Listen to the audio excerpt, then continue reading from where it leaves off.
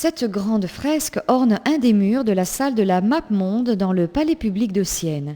Elle fut exécutée par Simone Martini, sans doute vers 1330, pour célébrer la prise du château de Montemassi de la part de Sienne.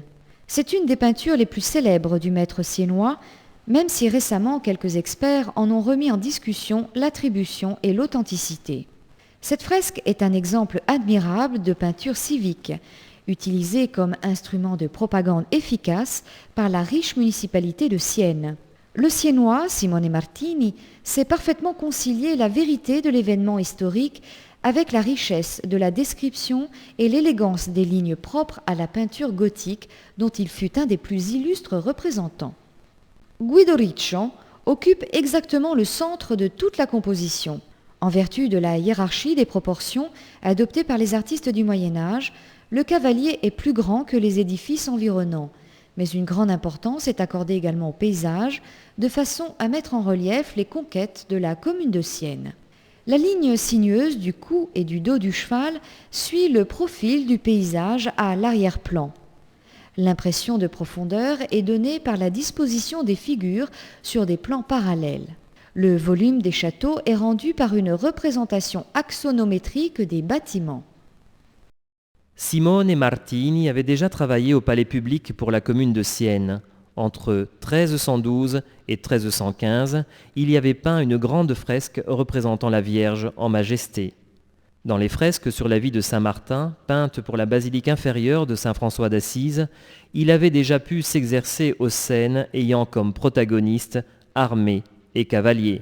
Le talent de portraitiste de Simone Martini, relevable dans la représentation du visage de Guido Riccio, était connu de ses contemporains, au point que Pétrarque lui commanda un portrait de l'or, aujourd'hui perdu. Un autre témoignage de ce talent particulier nous est fourni par la figure de Robert d'Anjou, roi de Naples, représenté aux côtés de Saint Ludovic de Toulouse, dans un tableau du musée de Capodimonte à Naples. Cette grande fresque représente Guido Riccio da Fogliano, condottiere au service de la municipalité de Sienne, qui s'était emparé du château de Montemassi en 1328. La ville toscane, à l'apogée de sa puissance, voulait célébrer ses conquêtes et rendre hommage aux condottieri victorieux. Les régents de la commune avaient déjà demandé à Duccio de Boninsegna de représenter un sujet identique, la prise du château de Giuncarico. Guido Riccio était parfaitement reconnaissable pour ses contemporains grâce aux enseignes qui ornent son habit et le caparaçon du cheval. Les dimensions de la scène révèlent toutefois que le but visé était avant tout d'exalter les conquêtes siennoises. Le camp de l'armée siennoise est représenté sur la droite. Il est reconnaissable grâce au drapeau portant les couleurs de la ville, noir et blanc. Dans le château visible à l'arrière-plan, auquel on accède par d'étroites passerelles qui chevauchent le fossé, on peut voir une des armes utilisées au cours des assauts, la catapulte. À gauche figure le château de Montemassi, hissé au sommet d'un rocher. La palissade qui entoure le rocher, derrière laquelle pointent les lances des soldats, est un témoignage du long siège qui précéda la conquête.